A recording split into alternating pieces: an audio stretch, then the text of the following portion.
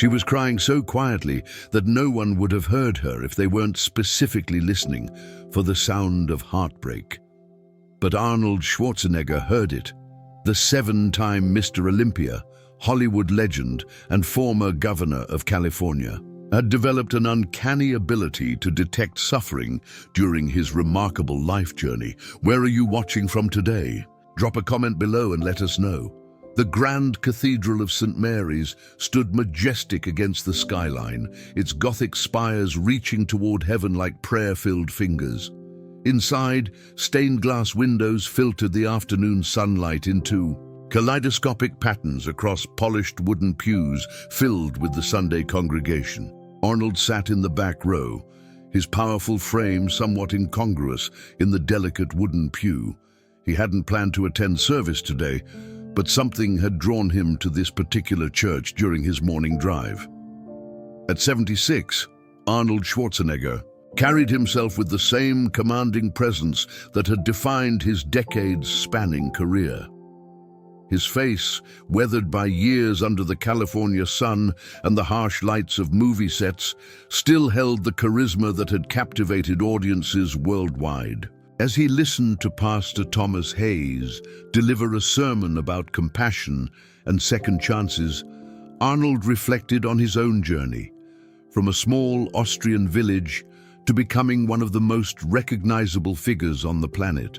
Arnold's attention shifted when he noticed a young girl several rows ahead, her dark hair falling forward to shield her face, shoulders hunched beneath a navy sweater that seemed too large for her frame.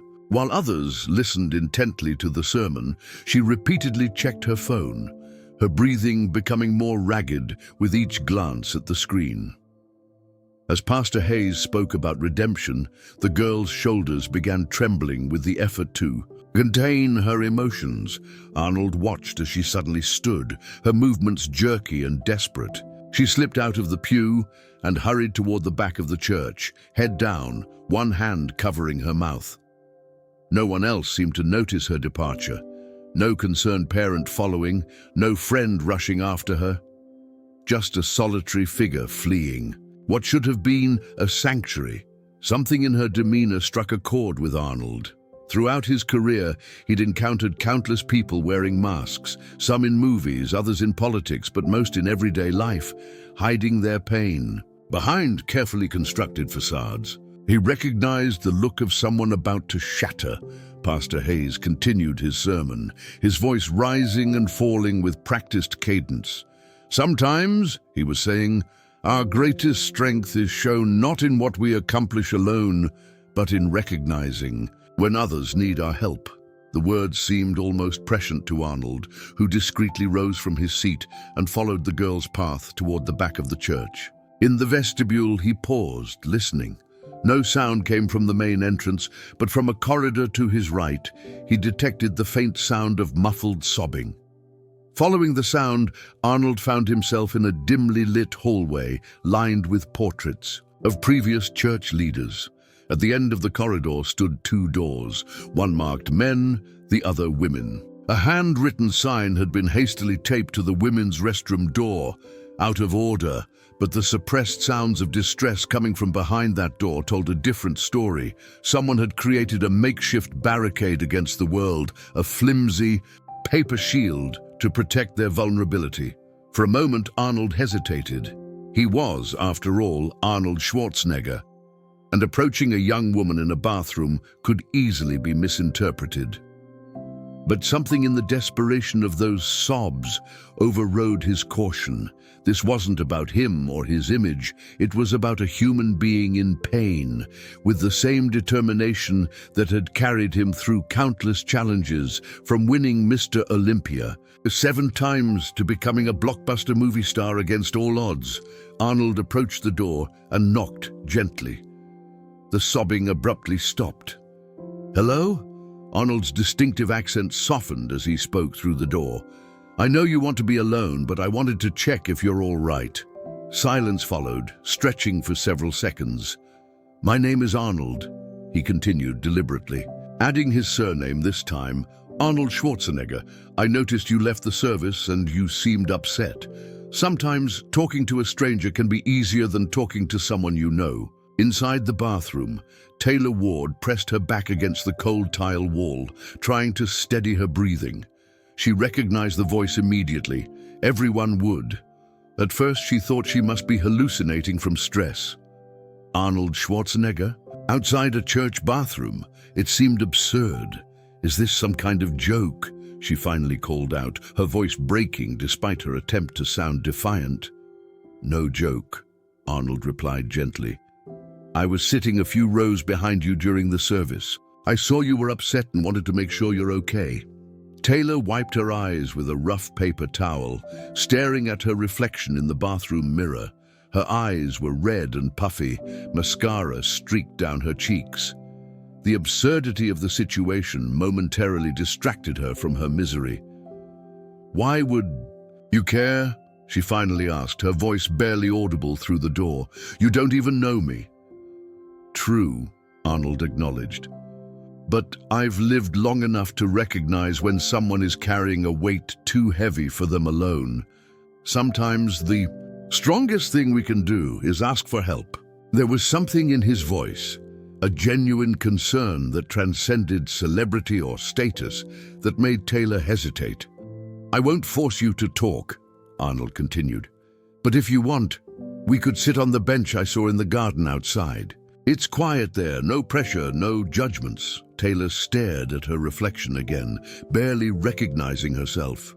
3 months ago, she'd been a normal high school junior with friends, decent grades, and dreams of studying psychology in college. Now she felt like a ghost, haunted by cruel messages and whispers that followed her through school hallways and across social media. All because of one mistake, one moment of trust with the wrong person. There's a side door, Arnold added gently. You wouldn't have to walk through the congregation. This detail, this understanding of her desire to remain invisible, finally convinced her.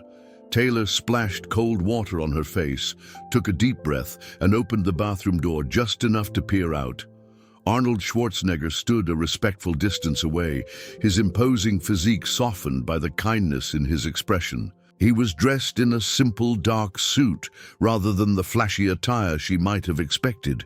Despite being one of the most famous men on the planet, there was something approachable about him in person. The garden is this way, he said, gesturing down a different corridor rather than reaching toward her. This too, Taylor appreciated. No unwanted contact, no invasion of her space. The church garden was small but meticulously maintained. Stone paths wound between flowering bushes and a small fountain bubbled peacefully in the center. True to Arnold's word, the garden was empty, the congregation still inside, listening to Pastor Hayes. They sat on a bench partially shaded by an ornamental cherry tree. Neither spoke immediately. Arnold seemed content to sit in silence, watching. A pair of sparrows splash in the fountain. I didn't expect to see you here, Taylor finally said, breaking the silence. Arnold smiled slightly. I didn't expect to be here either. Sometimes life takes unexpected turns. I meant, you know, in a regular church. You're Arnold Schwarzenegger. Even Terminators need spiritual guidance sometimes, he said with a hint of humor before adding more seriously, fame doesn't exempt anyone from seeking answers to life's big questions. Taylor picked at a loose thread on her sleeve. I don't usually come to church, she admitted. I just needed somewhere safe. Arnold nodded, understanding, in his eyes. The world can be a harsh place, especially for the young. It's gotten worse, Taylor said, her voice dropping to a whisper. Ever since Daniel posted those pictures. She trailed off, but Arnold could fill in the blanks. In the digital age, he'd seen how quickly reputations could be destroyed, how permanently damaging a moment of indiscretion could become when amplified by social media. Someone betrayed your trust, he stated simply. Taylor nodded, tears threatening again. I thought he liked me. We'd been texting for months. He said I was special. Her voice became bitter. Turns out I was just a conquest, a bet. With his friends, He shared everything with them, and now the whole school has seen... She couldn't finish the sentence. Arnold's expression darkened momentarily with anger at the cruelty of it, but his voice remained calm. When I was governor, we passed laws against this kind of behavior. What he did wasn't just unkind, it was illegal. It doesn't matter, Taylor said, hopelessness evident in her tone. The damage is done. My parents want to transfer me to another school, but the rumors have already spread there too. I can't escape it. Arnold shifted slightly on the bench, turning to face her more directly. His eyes, the same ones that had glared down villains in dozens of action films, now held a paternal concern. You know, when I came to America, I had nothing but a gym bag and a dream, he said. People laughed at my accent, my ambitions. They said an Austrian bodybuilder could never be a movie star. Then they said an actor with no political experience could never be governor. Every time I had a choice, believe them or believe in myself. That's different, Taylor objected. You were trying to achieve something. I'm just trying to survive. Sometimes survival is achievement enough, Arnold replied. But you can do more than survive this. You can use it to become stronger. The church bells chimed, signaling the end of the service. Taylor tensed, knowing people would soon be filing out. I should go, she said anxiously. Arnold nodded toward the side gate. That leads to the parking lot. But before you leave, do you have someone you can really talk to about this? A trusted friend? A counselor? Taylor shook her head. My friends ghosted me when the pictures leaked. They're afraid associating with me will damage their reputations. Then they weren't real friends, Arnold said definitively. Everyone needs someone in their corner. He reached into his pocket and pulled out his phone. I know someone who can help you. Her name is Amy Brown. She runs a youth advocacy organization specializing in cases like yours. With your permission, I'd like to connect you. Taylor hesitated, then nodded. She watched as Arnold Schwarzenegger, 7-time Mr. Olympia, global movie star, former governor, typed a message on his phone, advocating for a teenager he'd just met, crying in a church bathroom. The surreal nature of the moment wasn't lost on her. I've sent her your contact information, Arnold said, sliding his phone back into his pocket. She'll reach out to you today, and here's my number too. He handed her a simple business card with just a phone number embossed on heavy stock. If you need anything at all, you call me. As Taylor took the card, their eyes met, and Arnold added, remember this, the world breaks everyone at some point. The strongest people are those who become stronger in the broken places. Taylor slipped through the garden gate, Arnold's card clutched tightly in her hand. For the first time in weeks, she felt a flicker of something that might have been hope. Arnold remained seated, watching her go. Then he pulled out his phone again and made another call, this one to his security team waiting outside the church. I'll be out in 15 minutes, he said, and we need to make a detour on the way to the event. There's something important I need to handle first.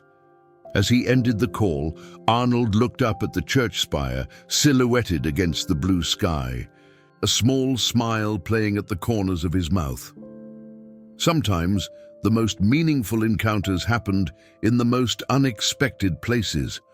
Arnold Schwarzenegger's day had not gone according to plan, but he'd long ago learned that the most meaningful moments often came from unexpected detours. After leaving St. Mary's Church, he directed his security team to make a quick stop at his foundation's office downtown. Wait here, he instructed his head of security, Matthew Stewart, as they pulled up outside the modern glass building. This won't take long. Inside, Arnold bypassed the reception desk with a familiar nod and headed straight to the office of Amy Brown, the director of youth initiatives for his charitable foundation. The door was open and Amy looked up from her computer in surprise. Governor, we weren't expecting you today, she said, rising from her desk.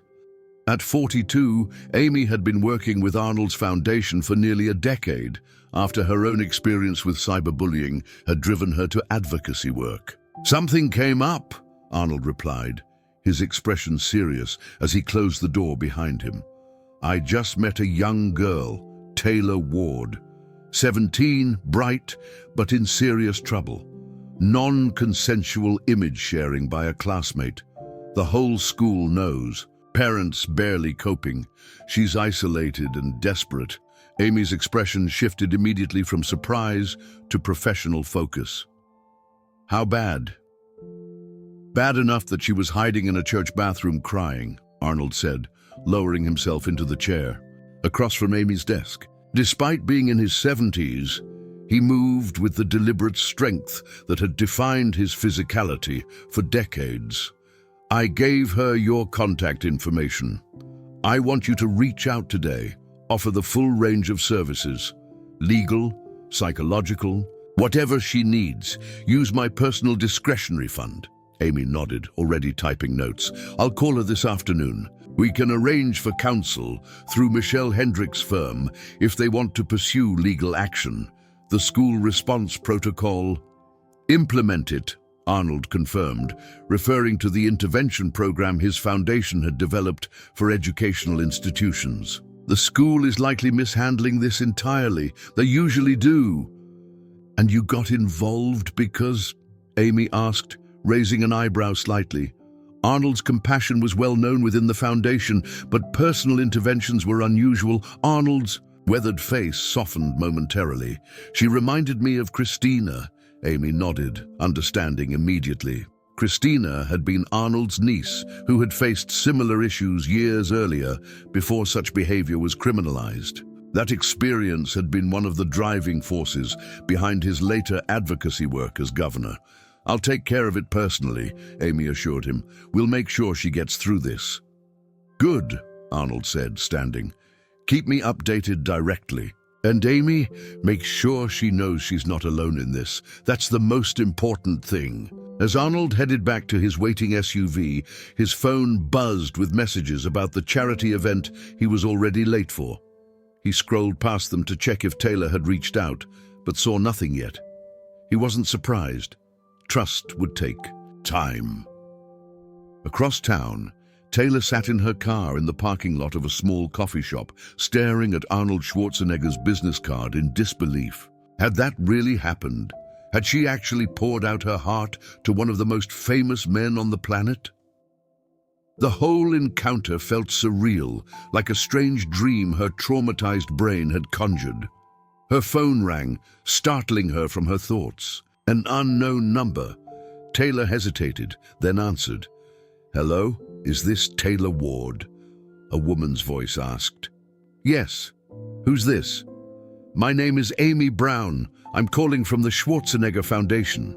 Arnold asked me to reach out to you regarding your situation."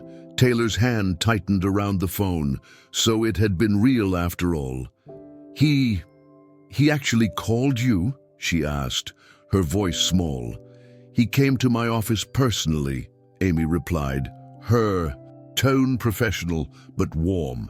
"Taylor, I run the youth advocacy division of the foundation. We specialize in cases involving digital harassment and non-consensual image sharing. If you're willing, I'd like to set up a meeting with you and your parents, if possible, to discuss how we might be able to help." "I don't know if my parents," Taylor began, thinking of her father's pained avoidance and her mother's tearful disappointment. "I understand family dynamics can be complicated in these situations," Amy said. "We can start with just you, if that's more comfortable. The important thing is that you know you have options and you're not facing this alone." By the time Taylor arrived home, she had a scheduled appointment with Amy for the following day. She entered the house quietly, hoping to make it to her room unnoticed, but her father looked up from his laptop at the kitchen table. "Taylor, I thought you were studying at Erica's house." His tone wasn't accusatory, just confused. He'd aged. Visibly in the past month, new lines etched around his eyes. "I needed some air," she replied vaguely. "Just drove around for a bit." Charles nodded, clearly uncertain how to proceed. Before the incident, he would have asked more questions, shown more interest. Now he seemed afraid of saying the wrong thing, of triggering tears, of confronting the reality that his daughter's life had been shattered in ways he couldn't fix. Taylor hesitated at the foot of the stairs, then turned back. "Dad, I have an appointment tomorrow after school with someone who might be able to help with everything." "A new therapist?" he asked, surprise and faint hope in his voice. "Not exactly. It's with the Schwarzenegger Foundation. They have a youth advocacy program for situations like mine." Her father's brow furrowed in confusion. "The Schwarzenegger Foundation? How did you—" "It's a long story," Taylor said, a faint smile briefly crossing her face. "But I met Arnold Schwarzenegger today. He wants to help." Meanwhile, across the city, Arnold stood on a stage accepting an award for his philanthropic work. Cameras flashed as he delivered a practice speech about giving back and creating opportunities for the next generation. His public persona, charismatic, confident, slightly self-deprecating, was in full display. But as he spoke about the importance of reaching out to those in need, his thoughts kept returning to the girl in the church garden. In his decades of fame, he had learned that true impact rarely came from grand gestures or public donations. It came from the moments no one witnessed. A hand extended at exactly the right time, a door opened when all others had closed. After the event, in the back of his SUV, Arnold checked his phone again. A text message from Amy. "Met with Taylor. Situation worse than described. School aware but inactive. Parents overwhelmed. Legal action advisable. She's remarkably resilient despite everything. Reminds me of Christina, too." Arnold's jaw tightened. As he typed his response, "Implement full intervention protocol. Use my contacts at the education board if necessary. I want a meeting with the school principal." 3 days later, Principal Michael Murray sat uncomfortably behind his desk as Arnold Schwarzenegger filled his office doorway. Behind Arnold stood Amy Brown, her expression professionally neutral despite the satisfaction she felt at the principal's obvious discomfort. "Mr. Schwarzenegger," Principal Murray began, standing quickly, "this is an unexpected honor. Had I known you were coming, then you would have prepared speeches and photo opportunities," Arnold interrupted, his accent thickening slightly, as it always did when he was controlling anger. "That's not why I'm here." Principal Murray's smile. He faltered. "Of course. How can I help you?" Arnold stepped fully into the office, his physical presence commanding the space in a way few others could achieve. At 76, he was no longer the hulking Mr. Olympia of his youth, but decades of disciplined training had preserved his imposing physique. "I'm here about Taylor Ward," he said, watching recognition and then wariness cross the principal's face. "I understand your school has a situation involving non-consensual image sharing. I also understand you've done nothing meaningful to address it." Principal Murray's face flushed. "That's not entirely accurate. We have procedures for bullying incidents." "This isn't bullying," Amy interjected sharply. "It's a criminal offense under state law. And your procedures have left a 17-year-old girl isolated, traumatized and unprotected, while her harasser faces no consequences." "The situation is complex," the principal hedged. "Without clear evidence of who initially shared the images, we both know it was Daniel Russell," Arnold said flatly, "and we both know you haven't wanted to address it because his father is on the school board." The direct accusation hung in the air like a grenade with the pin pulled. Principal Murray's expression confirmed its accuracy before he could compose himself. "Mr. Schwarzenegger, with all due respect, I'm not sure this matter requires your personal involvement. We are handling—" "I became personally involved," Arnold interrupted again, his voice low and controlled, "the moment I found Taylor crying, alone in a church bathroom, because your school failed in its most basic duty to protect its students." He placed both hands on the desk and leaned forward slightly. "Now, here's what's going to happen. Daniel Russell will face appropriate disciplinary action according to your own school code of conduct. Your staff will receive immediate training on handling digital harassment cases, and Taylor will receive a formal apology from this institution, along with a safety plan to address the ongoing harassment. Principal Murray glanced between Arnold and Amy, clearly calculating his options. And if I consider this outside interference in school matters? Arnold straightened to his full height, a small, dangerous smile playing at the corners of his mouth. Then I would be forced to use my considerable media influence to discuss how this school handles sexual harassment. I would need to examine publicly why the son of a school board member seems immune to consequences. And I would have to ask very loudly why a principal would choose institutional reputation over student welfare. He let the implications sink in before adding, or you could simply do the right thing. Your choice. By the end of that week, Daniel Russell had been suspended pending a disciplinary hearing. A school-wide assembly on digital citizenship and consent had been scheduled. And most importantly to Arnold, Taylor had begun to walk the hallways with her head a little higher. The school administration actually apologized to me, Taylor told Arnold during their weekly check-in call, a routine he had insisted on establishing.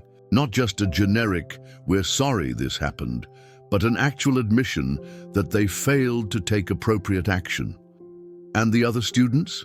Arnold asked, pacing the terrace of his Pacific Palisades home as he spoke. His morning workout completed, he was enjoying the California sunshine while catching up on foundation business. "It's better," Taylor said cautiously. "Not perfect, some people still whisper, but Justin Jones actually defended me in class yesterday when someone made a comment. I think seeing an actual consequence for Daniel changed something." "Good." Arnold nodded, satisfied. "Remember what I told you about strength? That the strongest people are those who become stronger in the broken places," Taylor recited. "I've been thinking about that a lot. And I'm not sure I feel stronger yet," she admitted. "But I don't feel like I'm still breaking. That's something, right?" "That's everything," Arnold assured her. "Healing isn't linear. Some days you move forward, some days you hold position. The important thing is not to retreat."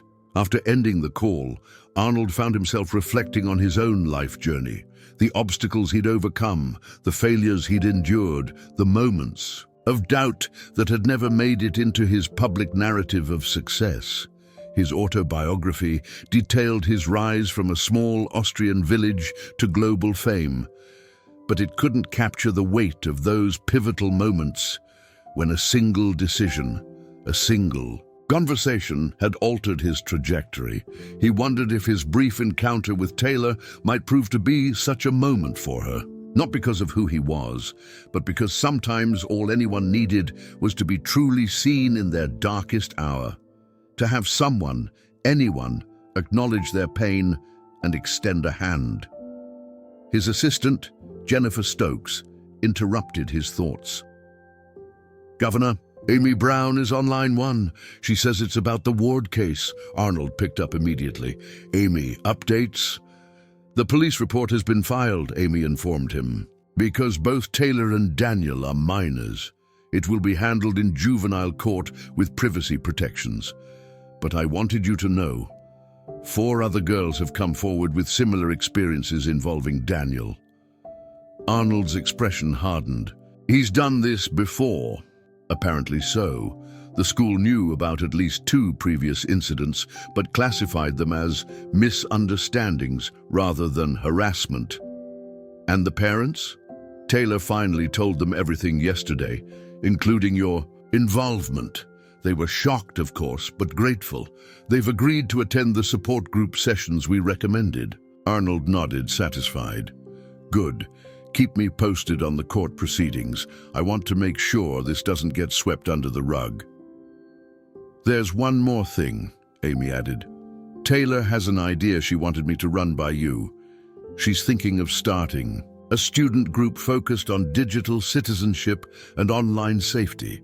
She asked if you might be willing to join for a virtual session at some point." A smile spread across Arnold's face, not the camera-ready grin of his Hollywood years, but something more genuine. "Tell her I'll be there, whatever she needs."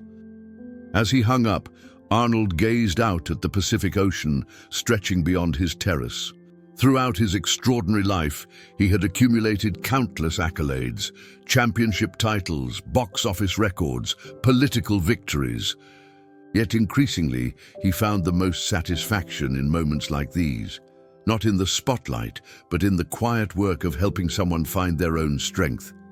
Arnold Schwarzenegger's schedule was typically planned months in advance. Movie, promotions, business ventures, foundation events, speaking engagements. As former governor and global icon, his time was among the most sought after in the world. Yet for the past 3 weeks, he had insisted on blocking out 30 minutes every Thursday afternoon for a video call with Taylor Ward. Today, seated in his home office surrounded by memorabilia from his extraordinary career, 7 Mr. Olympia trophies, movie posters, political photographs with world leaders, Arnold focused entirely on the teenage girl on his screen. "So the student group is approved?" he asked, genuinely interested in the latest development in Taylor's journey. "Yes," Taylor replied, her excitement evident even through the video call. Principal Murray fast-tracked the application. "We're calling it Reclaim, as in reclaiming our digital identities and personal power." "Excellent name," Arnold nodded approvingly. "Very powerful. How many students so far?" 23 came to our first real meeting yesterday, Taylor said, pride evident in her voice. "Not just girls either, some guys too. I think people are realizing this could happen to anyone." Arnold leaned back in his chair, observing the subtle but significant changes in Taylor over these weeks. The haunted look that had dominated her expression in the church garden was fading, replaced by something more determined, more purposeful. "And Daniel?" he asked carefully. Taylor's expression sobered. "The juvenile court hearing is next week. Amy's been amazing, helping me prepare my statement. She says since multiple girls have come forward, the judge will likely take it very seriously." "Good," Arnold said firmly. "Actions must have consequences, but remember, this isn't about revenge." "I know," Taylor nodded. "It's about accountability and preventing him from doing this to someone else." She hesitated before adding, "I'm nervous about seeing him in court, though." Arnold's expression softened with understanding. "That's natural. But remember, when you walk into that courtroom, you're not walking in alone. You have your parents, Amy, the other girls who came forward, and me." "You're coming to the hearing?" Taylor asked, surprised. "If you want me there, I'll be there," Arnold confirmed without hesitation. "Just say the word." The offer, so simply made, as if rearranging his global commitments were nothing, momentarily left Taylor speechless. When she'd first met Arnold Schwarzenegger in that church bathroom, she had never imagined he would become such a constant presence in her recovery. Not just a celebrity offering a brief moment of compassion, but a genuine mentor and advocate who followed through. "I'd like that," she finally said. "It would mean a lot." Arnold made a note in his calendar. "Consider it done. Now, tell me about this virtual visit to your Reclaim group. What exactly did you have in mind?" As Taylor outlined her vision for his participation in a school-wide event, Arnold listened attentively, occasionally offering suggestions from his extensive public speaking experience.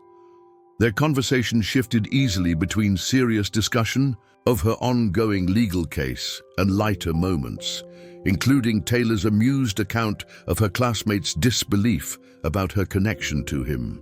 "Justin, he's become a good friend through all this. He still thinks I'm making it up sometimes," she laughed, "even though he's seen our video calls." "Perhaps I should send him an autographed Terminator photo as proof," Arnold suggested. With a smile, "He'd probably faint." Taylor grinned. As their call came to an end, Arnold made his usual offer. "Anything else you need before we wrap up?" Taylor hesitated, then asked, Do you ever regret getting involved? With my situation, I mean, it must seem small compared to all the important things you deal with. Arnold's expression turned serious. Taylor, let me tell you something I've learned over my many years. There is no such thing as a small act of kindness or compassion. What might seem insignificant in the grand scheme can be life-changing to the individual experiencing it. He gestured to the wall behind him, where photographs chronicled his journey from bodybuilding champion to movie star to governor. All these accomplishments, they matter, yes, but at the end of the day, our legacy isn't measured in titles or dollars or fame. It's measured in how we affect the lives around us. His voice carried the weight of hard-earned wisdom as he continued. When I knocked on that bathroom door, I wasn't Governor Schwarzenegger or the Terminator. I was just someone who saw another human being in pain. That's not small. That's everything. Taylor nodded, absorbing his words. Thank you for all of it. Thank you for letting me help, Arnold replied sincerely. Same time next week? After ending the call, Arnold remained seated for a moment, reflecting on their conversation. He'd meant what he said. His involvement in Taylor's situation wasn't charity or a public relations move. It was a genuine connection that had come to matter to him deeply. His assistant Jennifer knocked lightly on the door. Governor, your 3:30 is here, the producers for the new film project. Send them in, Arnold instructed, shifting mental gears to focus on business. The following week, the juvenile court building was quiet when Arnold's security team arrived ahead of him to sweep the premises. Given his celebrity status, his attendance at Taylor's hearing required careful planning to prevent it from becoming a media circus. Matthew Stewart, his head of security, coordinated with court officials to ensure a private entrance and minimal disruption. The judge has requested no photographers in the courtroom, he informed Arnold as they approached in the SUV. She wants to maintain the privacy of all minors involved. Good, Arnold nodded approvingly. This isn't about me. I'm here to support Taylor, nothing more. When he entered the small waiting area outside the courtroom, Taylor's eyes widened in surprise despite knowing he had promised to come. She sat between her parents, looking both younger and older than her 17 years in a conservative blue and dress, her hair pulled back neatly. You actually came, she said as he approached. I said I would, Arnold replied simply, extending his hand to her father.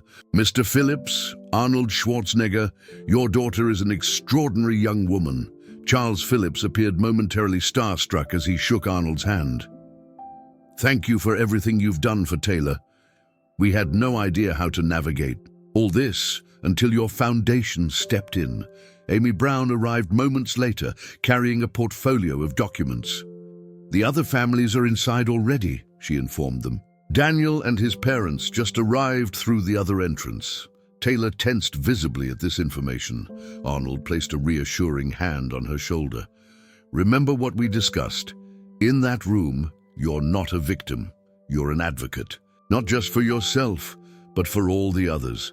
Taylor took a deep breath and nodded. I'm ready. The juvenile court proceedings were closed to the public, maintaining the privacy of all minors involved. Arnold sat directly behind Taylor in the small courtroom, his imposing presence a silent statement of support. He watched as she delivered her impact statement with remarkable composure, detailing not only how Daniel's actions had affected her, but also emphasizing the broader implications of such behavior. This isn't just about inappropriate pictures, she said, her voice steady despite the emotion behind it. It's about consent, respect, and the misuse of trust. When someone shares intimate images without permission, they aren't just breaking the law, they're violating something fundamental about how we should treat each other. Throughout the proceedings, Arnold observed Daniel Russell, a handsome, athletic teenager who alternated between defiance and fear as multiple girls testified about similar experiences with him. His parents sat stiffly beside him, his father's expression a mixture of anger and embarrassment when the judge delivered her ruling, mandating counseling, community service, a formal apology to each victim, and strict probation terms including limited internet access. Arnold noted the shift in Daniel's demeanor. The reality of consequences seemed to finally penetrate the teen's consciousness. Outside the courtroom, Taylor exhaled deeply, as if releasing months of tension. "It's over," she said, almost in disbelief. "This part is over," Arnold corrected, gently. "But the work you're doing with Reclaim is just beginning." On the drive back to Taylor's home, Arnold shared stories from his own youth. Mistakes he'd made, lessons learned the hard way, moments that could have defined him negatively, if he hadn't chosen to grow from them instead. "The world is very different now," he acknowledged. "Social media, smartphones, they've changed everything. When I was young, mistakes stayed local and eventually faded from memory. Today, everything can be permanent and global instantly." "That's what makes it so scary," Taylor agreed. "One bad decision can follow you forever, which is exactly why the work you're doing with Reclaim matters," Arnold emphasized. "Young people need to understand the power and responsibility they hold in their hands every time they pick up a phone." When they arrived at Taylor's house, her parents invited Arnold in for coffee. The modest family home was a far cry from his Pacific Palisades mansion, but he accepted readily, recognizing the importance of normalizing the relationship for Taylor's benefit. In the kitchen, Taylor excused herself to change clothes while her parents prepared coffee. Arnold noticed family photographs on the refrigerator. Taylor threw various ages, school portraits, family vacations, normal life moments captured and displayed with love. "She's different since meeting you," Taylor's mother said quietly, handing him a mug. "Not just because of the legal help or the school intervention, though those things have been invaluable. It's something else." "What do you mean?" Arnold asked, genuinely curious. "Before, she was just trying to survive this experience," her mother explained. "Now she's finding purpose in it. That shift from victim to advocate, it's remarkable." Arnold nodded thoughtfully. "Taylor did that herself. She has remarkable resilience." "Perhaps," her father agreed. "But sometimes people need someone to believe in their strength before they can see it themselves." The conversation shifted to the upcoming virtual visit Arnold had scheduled with Taylor's Reclaim group. What had started as a small student initiative had expanded to include participants from neighboring schools, necessitating a move to the auditorium for the event. "The local news has been calling," Taylor's father mentioned. "They've heard you're participating. Taylor's been turning down interviews, trying to keep the focus on the message rather than the celebrity connection." "Smart girl," Arnold approved. "Media attention can be useful, but also distracting. For now, it's better to build a solid foundation for the program." When Taylor rejoined them, changed into jeans and a casual top, the conversation turned to the future. Her college plans, her growing interest in psychology and advocacy work. "I've been thinking about maybe studying law," she admitted. "After working with Amy, seeing how the legal system can actually help people. It's opened my eyes to possibilities I never considered before." Arnold smiled at this revelation. "You would make an excellent lawyer. You have natural leadership abilities and a strong sense of justice." As he prepared to leave, Taylor walked him to the door. "The juvenile court records will be sealed when I turn 18, she said. "All of this will officially disappear from Daniel's record too." Arnold heard the conflicted emotions in her voice. "That's appropriate for juvenile cases. The purpose is rehabilitation, not permanent punishment." "I know," Taylor nodded. "And I don't want his life ruined forever. I just hope he actually learns from this." "That's out of your hands," Arnold reminded her gently. "You've done everything right, reported it, testified truthfully, supported others. What Daniel does with this experience is his responsibility, not yours." Before leaving, Arnold extended his hand formally. "You did well today, Taylor, very well." She bypassed his offered hand and surprised him with a quick hug instead. "Thank you for being there." As his security team drove him to his next appointment, Arnold found himself reflecting on the paths that had led him to this moment. If he hadn't taken that wrong turn on the way to his charity event, if he hadn't decided to stop at that particular church, if he hadn't noticed Taylor slipping out during the service, how different her journey might have been. But then, wasn't that true for everyone? His own extraordinary life had been shaped by seemingly random moments, chance encounters, unexpected opportunities seized. The bodybuilding competition poster he happened to see as a young man in Austria, the casting director who took a chance on his heavily accented English for Conan the Barbarian, the political advisors who believed a Hollywood actor could become governor of California. Perhaps there was nothing random about it at all. Perhaps these intersections of lives were exactly as they should be, each person encountering the others. They needed at precisely the right moment. His phone buzzed with a message from Amy. "Daniel's parents have reached out. They want to meet with you privately." Arnold raised an eyebrow at this unexpected development.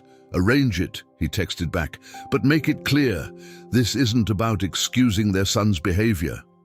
2 days later, Arnold sat across from Richard and Jessica Bryant in a private conference room at his foundation headquarters.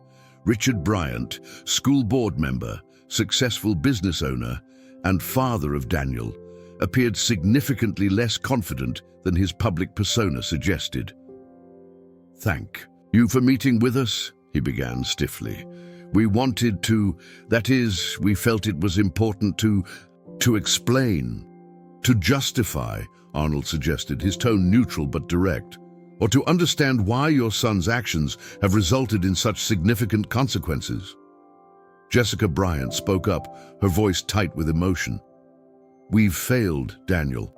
Not by being too lenient, as everyone seems to think, but by never teaching him about consent, about respecting boundaries, about the permanence of digital actions. We didn't know," Richard added, "about any of it. Not just this incident, but the others before. We thought we knew our son." Arnold studied them carefully.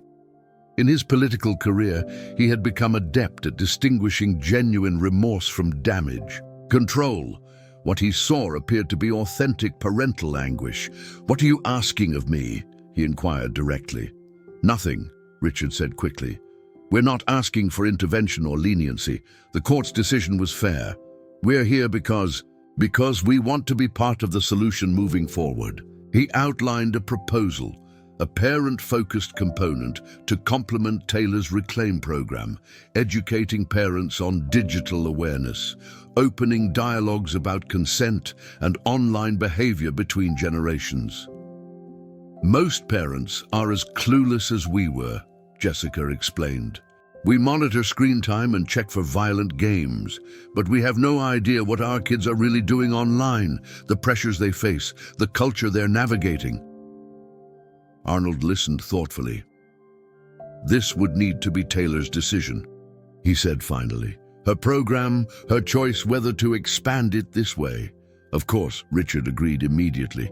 "We wouldn't want to impose. But if she's open to it, we'd like to help fund it, support its development in other schools." "And Daniel?" Arnold asked pointedly. "Where does he stand in all this?" The parents exchanged glances. "He's processing," Jessica said carefully. "The counseling is helping. He's beginning to understand the impact of his actions. It's a long road." Arnold nodded, neither dismissing nor endorsing their proposal. "I'll discuss it with Taylor.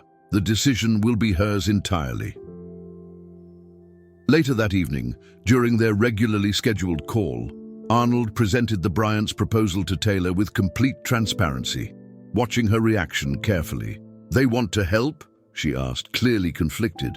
"The same parents who called me a liar when I first reported what Daniel did?" "People can change when reality forces them to face hard truths," Arnold observed. "The question is whether you're comfortable with their involvement, even at a distance. Taylor considered this thoughtfully. What did you think of them? Were they sincere? I believe they were, Arnold said honestly. But my opinion isn't what matters here. This is your program, your experience, your decision. Taylor was quiet for a long moment. You know what's strange? A few months ago, I would have wanted nothing to do with them. I was so angry, so hurt. But now, I keep thinking about what you said about strength not being about power over others. She took a deep breath. If their involvement helps prevent other girls from experiencing what I did, how can I say no? But I have conditions. They don't get to control the message. They don't get to use this to rehabilitate their reputation. And Daniel stays completely separate from reclaim activities. Arnold smiled with genuine pride. Those are very reasonable boundaries. I'll communicate them clearly. And one more thing. Taylor added a new confidence in her voice. I want to be in that meeting. If we're going to work together, they need to see me as a program leader, not a victim. Absolutely, Arnold agreed. I'll have Amy arrange it. As their call concluded, Arnold reflected on Taylor's remarkable evolution. In the months since their chance encounter, she had transformed from a devastated teenager hiding in a bathroom to a poised young advocate setting terms for community leaders. That transformation, he knew, had always been within her. His role had simply been to remind her of her own strength when she needed it most. The auditorium of Taylor's high school buzzed with anticipation. What had started as a small student initiative had grown into an event that attracted attention from schools across the district. Nearly 400 students, teachers and parents filled the seats, all waiting for the virtual appearance of Arnold Schwarzenegger. Backstage, Taylor adjusted the microphone on her blazer, a professional touch suggested by Amy Brown for the occasion. She checked her notes one final time, taking deep breaths to calm her nerves. Ready? Justin Jones asked, appearing beside her with 2 bottles of water. Over the past months, his steady support had evolved from unexpected allyship to something deeper, though neither had put a label on their relationship yet. As I'll ever be, Taylor replied, accepting the water gratefully. Remember, you've got this, Justin encouraged. Besides, he'll do most of the talking. He's Arnold Schwarzenegger after all. Taylor smiled at that. Actually, no. We agreed he'd take a secondary role. This isn't about celebrity, it's about the message. The stage manager signaled that they were 5 minutes from starting. Taylor peeked through the curtain at the gathered audience, amazed at how far things had come since that day in the church bathroom. Her parents sat in the front row, alongside Amy Brown, and surprisingly, Principal Murray, whose initial reluctance had transformed into enthusiastic support once he recognized the positive attention the program brought to his school. In the back of the auditorium, Taylor spotted Daniel's parents, Richard and Jessica Bryant. True to their word, they had funded the expansion of Reclaim to neighboring schools while respecting Taylor's boundaries about their involvement. Daniel himself had transferred to a private school to complete his senior year, part of his family's effort to give him a fresh start after fulfilling the terms of his probation. Taylor's phone vibrated with a text message. Remember, strength rises from challenges. You've got this. Arnold. The simple encouragement steadied her. Their weekly calls had continued throughout the past 4 months, evolving from mentor-mentee conversations into a genuine friendship that still occasionally left Taylor marveling at the unlikely connection. At precisely 3 p.m., Taylor walked onto the stage to enthusiastic applause. The confidence with which she moved, the poise she demonstrated at the podium, these were qualities that had always been within her, but had been magnified through adversity and recovery. Thank you all for coming today, she began, her voice steady despite her racing heart. For those who don't know me, my name is Taylor Ward. 8 months ago, I became the victim of image-based sexual abuse when private photos were shared without my consent. The auditorium fell silent, the directness of her opening statement commanding complete attention. "I'm not sharing this to shock you or to gain sympathy," Taylor continued. "I'm sharing it because what happened to me happens to countless young people every day. The technology that connects us also creates new opportunities for harm when used without ethical consideration." She outlined the mission of Reclaim, not just preventing cyberbullying, but promoting digital citizenship, ethical online behavior, and creating support systems for those who experience digital harassment. Today, we're honored to have someone join us who's become an unexpected ally in this work, Taylor said, gesturing to the large screen behind her. "Many of you know him as a movie star, a bodybuilding champion, or a former governor. I know him as the person who stopped to help when he saw someone in pain. Please welcome Arnold Schwarzenegger." The screen illuminated with Arnold's face, and the auditorium erupted in cheers and applause. Even at 76, his charisma transcended the digital medium, his presence filling the room despite being thousands of miles away on a film set in Europe. "Thank you, Taylor," Arnold began, his iconic accent immediately recognizable. "But I want to correct something important. Taylor called me an ally in this work, but the truth is, she is the leader. I am simply following her example," he shared. Briefly about their first meeting, careful to maintain Taylor's privacy while emphasizing the courage it took for her to move from victim to advocate. "Many of you know my story, an immigrant who came to America with nothing but ambition and determination. I've been fortunate to find success in bodybuilding, in Hollywood, in business, and in politics. But true strength isn't measured by trophies, or box office numbers, or election victories." Arnold leaned closer to the camera, his expression earnest. "True strength is demonstrated in how we respond to challenges, how we help others, and how we use whatever influence we have to create positive change. By that measure, Taylor Ward is one of the strongest people I've ever met." For the next 20 minutes, Arnold and Taylor engaged in a conversation about digital ethics, resilience, and the responsibility that came with the technology literally at students' fingertips. They took questions from the audience, addressing everything from legal protections against image-based abuse to the psychology of online behavior. A sophomore girl stood hesitantly at the microphone. "I'm dealing with something similar to what Taylor experienced," she admitted, her voice trembling slightly. "Everyone says I should just get over it, that it's not a big deal. How do you keep going when it feels like it's destroyed your whole life?" Taylor stepped forward before Arnold could respond. "First, I want you to know that your feelings are valid. What you're experiencing is a big deal, regardless of what others say." She spoke directly to the girl, as if they were the only two people in the room. "Second, please come talk to me or any of our Reclaim members after this event. You don't have to face this alone." From the screen, Arnold added, "And remember this, what feels like the end of the world today will eventually become just one chapter in your story. A difficult chapter, yes, but not the whole book.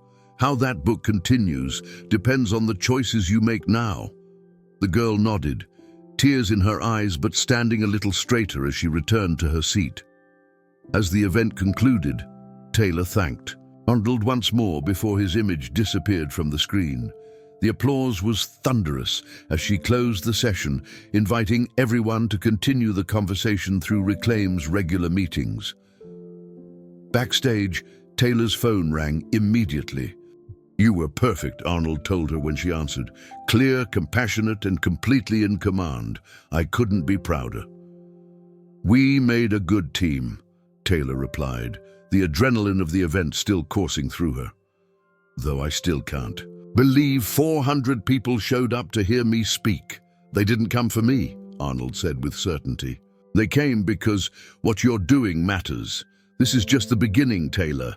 This program could go national with the right support." "One step at a time," She laughed, though the idea sent a thrill through her. I still have to graduate high. School first. After saying goodbye to Arnold, Taylor rejoined her parents and Amy in the now emptying auditorium. Several students lingered, waiting to speak with her, including the sophomore who had asked the question. I meant what I said. Taylor told the younger girl gently, you don't have to go through this alone. Later that evening, as Taylor sat on her bed reviewing college acceptance letters, including one from a prestigious pre-law program that had seemed impossibly out of reach months earlier, her mother knocked softly on her door. You have a delivery, she said, holding a large package. It just arrived by courier. Taylor opened the unexpected package to find a custom-framed poster of the event, signed by Arnold with a personal message. To Taylor, remember that the obstacles we overcome become the bridges that carry others to safety. Your friend always, Arnold Schwarzenegger. Beneath the poster lay a smaller envelope containing 2 first-class tickets to Los Angeles and a handwritten note. Your graduation gift. Time to discuss taking Reclaim National. My home office next month? Bring Justin. Amy speaks highly of him. Taylor sat back, momentarily overwhelmed by the trajectory her life had taken. From the darkest moment in a church bathroom to planning the national expansion of a program she had created. From victim to advocate to leader. The journey hadn't been easy. There were still difficult days, still moments when the memories had surfaced. But she had found purpose in her pain, strength in her vulnerability. Her phone chimed with the familiar notification of their scheduled weekly call. Taylor smiled as she answered, Perfect timing. I just got your graduation gift. Too much? Arnold asked, a rare hint of uncertainty in his voice. No, Taylor said sincerely. It's perfect. Though I'm not sure Justin is ready to meet the Terminator. In person. He's still starstruck every time you mention him on our calls. Arnold laughed. He'll get over it. Besides, if he's going to be involved in Reclaim's expansion, he'll need to get comfortable with high-profile meetings. They spoke for nearly an hour, discussing everything from college plans to the curriculum they were developing for the program.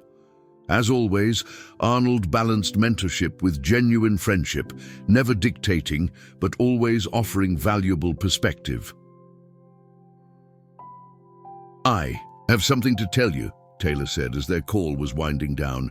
I decided on my college essay topic. Let me guess, Arnold replied. How a chance encounter with a celebrity changed your life? Taylor laughed.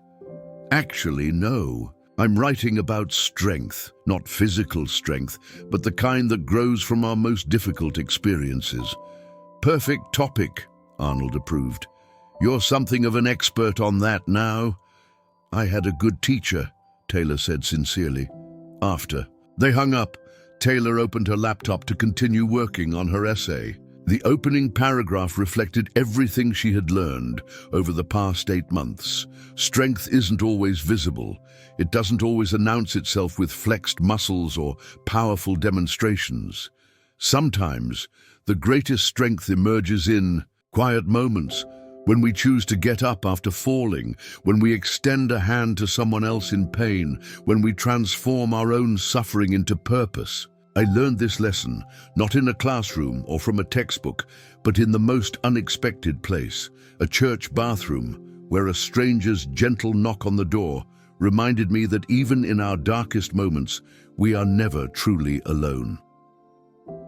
6 weeks later, Taylor and Justin stood nervously outside Arnold Schwarzenegger's Pacific Palisades mansion. The property was both impressive and surprisingly welcoming. Grand, but not ostentatious, reflecting its owner's unique combination of larger-than-life persona and genuine approachability. Matthew Stewart, Arnold's head of security, greeted them at the gate. He's waiting for you on the terrace, he informed them, leading the way through beautifully landscaped grounds. Is that a miniature horse? Justin whispered incredulously as they passed a small enclosure where a tiny equine creature grazed alongside what appeared to be a donkey of similar diminutive proportions. "Lulu and whiskey," Matthew confirmed with the resigned tone of someone who had long since accepted his employer's eccentricities. "Mr. Schwarzenegger's pets. They sometimes join meetings. Fair warning." Taylor smiled at Justin's bewilderment. Despite months of video calls and text exchanges with Arnold, she realized there was something surreal about physically entering his world, a reality that existed so far outside their normal teenage experience in Pennsylvania. They found Arnold on the terrace overlooking the Pacific Ocean, reviewing documents with Amy Brown. He rose immediately to greet them, his handshake firm, his welcome genuine. "Taylor," he said warmly, before turning to her companion. "And you must be Justin. I've heard good things about your contributions to Reclaim." Justin managed to respond coherently, despite his obvious awe, and soon the four of them were seated around a table covered with presentation materials, statistics, and implementation. "Plans for the national expansion of the program. We've secured initial funding from 5 corporate sponsors," Amy explained, indicating the financial projections, "plus the commitment from the Bryants to match donations for the first year. And I've arranged meetings with 3 state education boards next month," Arnold added. "They're interested in implementing the curriculum statewide." Taylor and Justin exchanged amazed glances. What had begun as a small student initiative to help others avoid Taylor's experience had grown beyond anything they could have imagined. "We want you both involved as much as you want to be," Amy continued. "Obviously, college is your priority, but there are roles, paid positions, for you during breaks and virtually year-round if you're interested." The conversation continued through lunch, served on the terrace by Arnold's staff. As they discussed logistics, legal considerations, and expansion strategies, Taylor found herself reflecting on the extraordinary chain of events that had led to this moment. During a brief break, she found herself standing beside Arnold at the terrace railing, looking out over the ocean. "Overwhelming?" he asked perceptively. "A little," she admitted. 8 months ago, I was hiding in a bathroom, convinced my life was over because of those photos. Now we're talking about taking Reclaim national, maybe even international eventually. It doesn't seem real." Arnold nodded thoughtfully. "Life rarely follows a predictable path. The key is recognizing the moments that matter, the crossroads where a single decision can alter everything that follows." "Like deciding to check on a crying teenager in a church?" Taylor suggested. "Exactly," Arnold smiled. "Or like deciding to open that bathroom door instead of staying hidden." Taylor considered this. "I've never thought about it that way, that I made an important choice too that day. Every meaningful interaction requires both people to say yes in some way," Arnold observed. "I could have walked past that bathroom. You could have told me to go away and refuse to talk. Either choice would have led to a completely different outcome." As they rejoined the others, Taylor carried this new perspective with her, the realization that even in her darkest moment, she had participated in her own rescue by choosing to accept help when it was offered. The meeting continued for several more hours, concluding with clear action items and next steps for everyone involved. As Taylor and Justin prepared to leave, Arnold pulled her aside for a private word. "I have something for you," he said, handing her a small box. Inside, Taylor found a simple silver pendant in the shape of a door with a small diamond where the knob would be. "To remember," Arnold explained, "not just how we met, but that every closed door can open to new possibilities if we're brave enough to knock, or to answer when someone knocks for us." Taylor was momentarily speechless, touched by the thoughtfulness of the gift and its symbolism. "I'll treasure it," she said finally, fastening it around her neck. "There's one more thing," Arnold continued.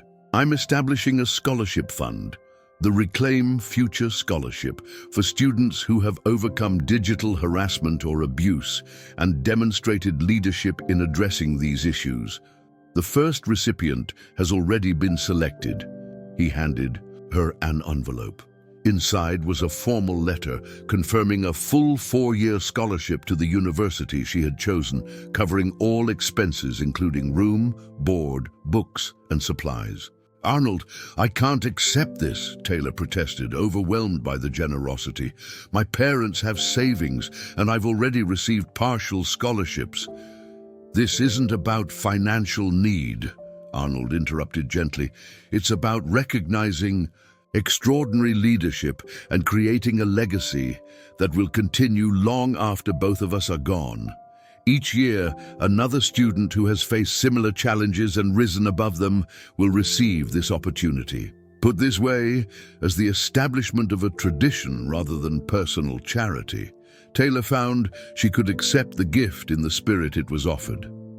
"Thank you," she said simply. "For everything?" "No," Arnold replied, his expression unusually solemn.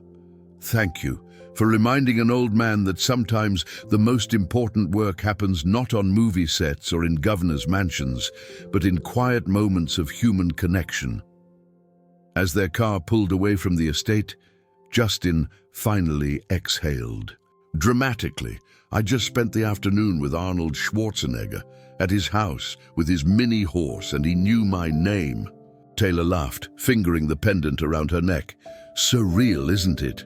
"Beyond surreal," Justin agreed. "But you know what's even more unbelievable? You!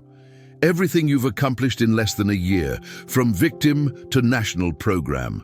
Director with a full scholarship. It's like something from a movie."